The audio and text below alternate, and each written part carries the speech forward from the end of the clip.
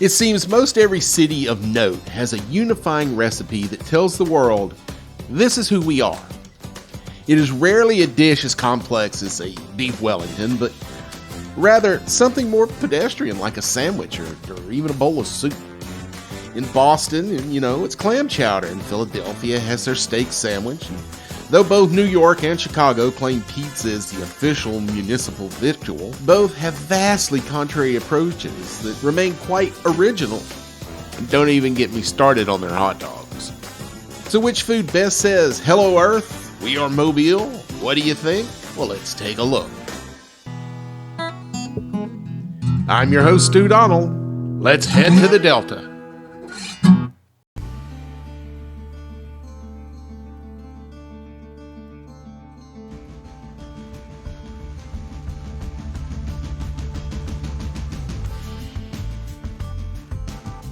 First thing that comes to mind is seafood, of course. Mobile does have excellent seafood, but is ours better than blue crabs at Chesapeake Bay or Maine's lobsters? I might think so, but that doesn't mean people from Chesapeake Bay or Maine would.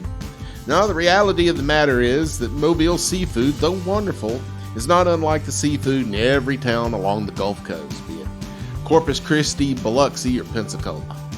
It is perhaps better said that the Gulf Coast as a region has some of the finest seafood in the world.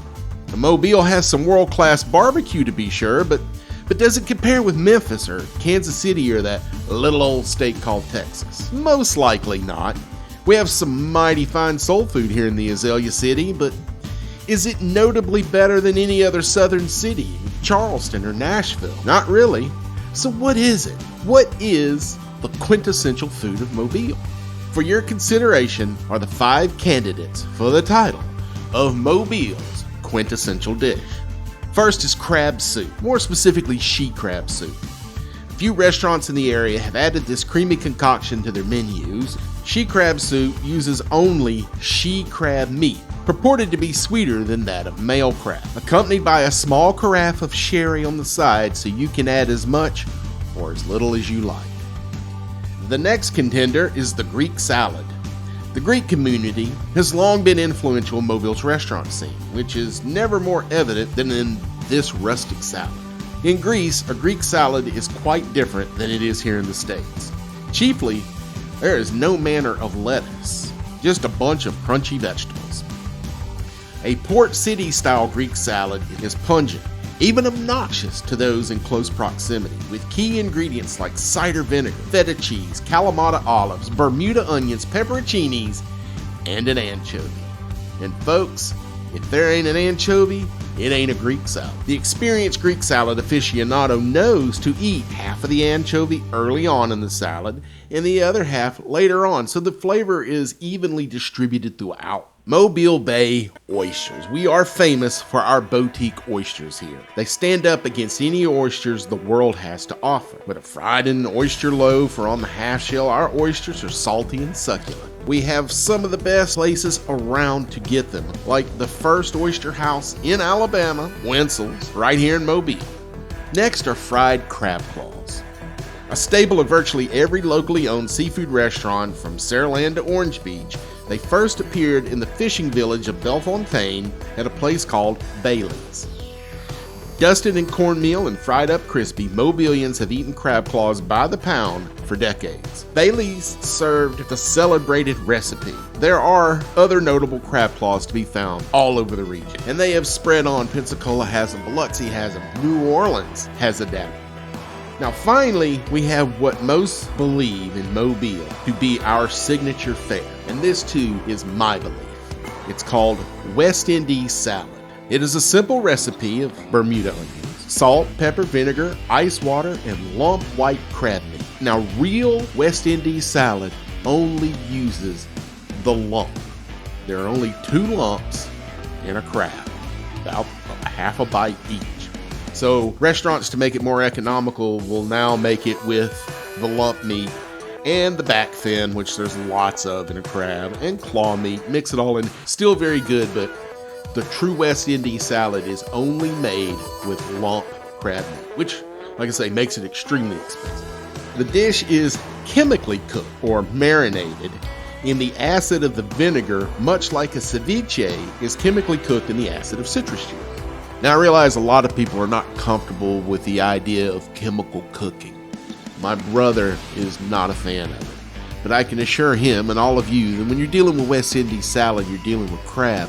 In the U.S., crab is required to be pasteurized before being sold on the market. The only way you're ever going to have completely raw crab is if you buy them live. So don't worry about that with West Indies salad. Pasteurization means it's already cooked. This delicacy is Zen perfect, with its natural balance of sweet and sour, making a stunning condiment on a grilled steak, or on its own with a sleeve of saltines. While the other contenders can now be found in other cities, West Indies salad is largely isolated to our area. Its origin is also attributed to the good folks at Bailey's, which we were just talking about. While there are several versions to be found, rich with its own subtle interpretation, few could blame you for sticking with the original recipe. Have you ever tried any of these dishes before? If so, leave us a comment. Tell us what you thought about them. If you're from the Mobile area, you've probably had all of these. Leave a comment and tell us your favorite. Give us your top 5. Well, there they are, the quintessential dishes of Mobile. Looking back over this list, it appears that our seafood is pretty darn extraordinary after all. Choose your favorite and share it with a visitor the next time you're on the Delta. Well, after all of this talk of the traditional southern foods of the Mobile area, I'm in the mood for tacos.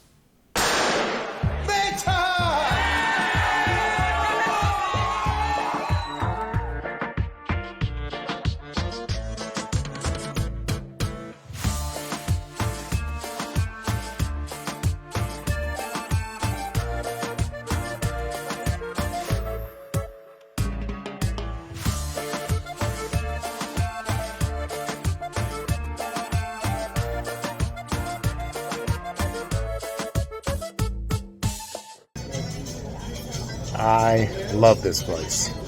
This is Taqueria Mexico. It is a very authentic Mexican restaurant. That means no yaller cheese and no crunchy tortillas.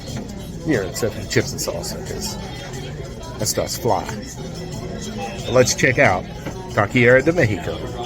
In addition to being a great restaurant, this is also a mercado, which is a market.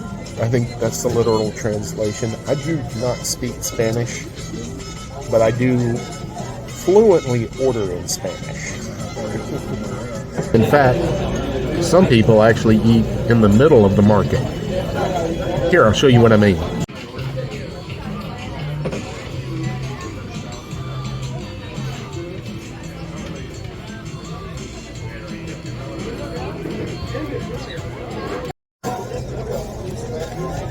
So an interesting thing about this restaurant location is I actually used to be the executive chef here. Not at La Taqueria Mexicana, but a Creole restaurant that used to be here. And I'm not going to lie, I had very little input on the food and it did not last long. And it was a boring, drab decor. Everything in here was gray with white or charcoal trim and black and white photos on everywhere. It looked like a dentist office waiting room. And the only dishes that really did well were specials that I ran. We didn't get busy on Valentine's Day. The owner, who ended up closing in the middle of the night, everyone came to get their paychecks on Tuesday. And there was a padlock on the front door. Everything inside the restaurant was gone. Tables, chairs, cooking equipment. Here's the crappy thing. Those didn't belong to the restaurant owners. Those were the property of the restaurant. They sold them out of the back door in the middle of the night and then fled to Thailand. I didn't get too crazy today. I just ordered 3 tacos. But it's the tacos I ordered. The first one is lengua. Tongue.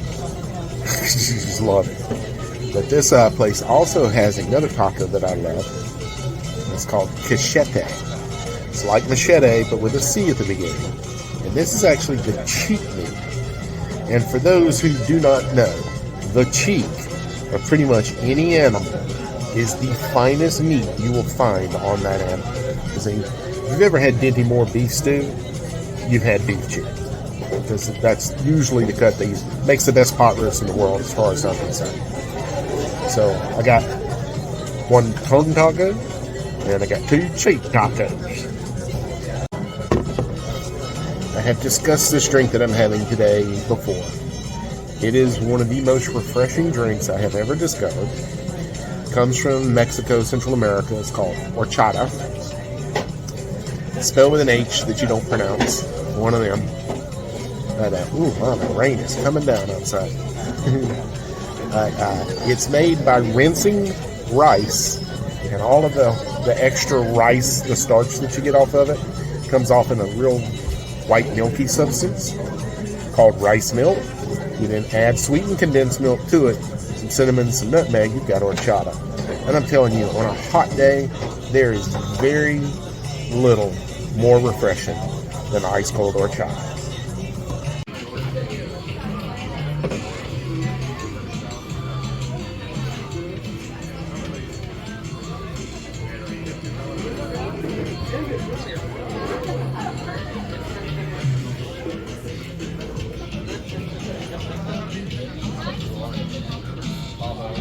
So they've given me 2 homemade sauces in a squirt bottle.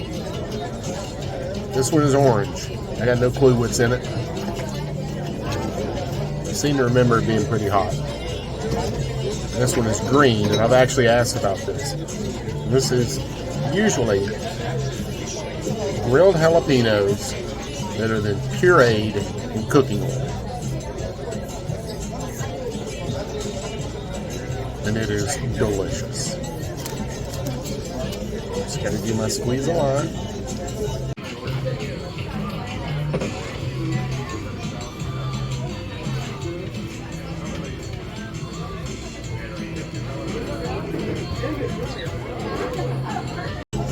Right in the eye.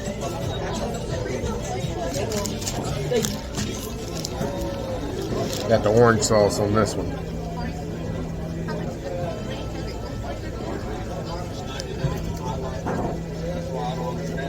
Oh, lengua.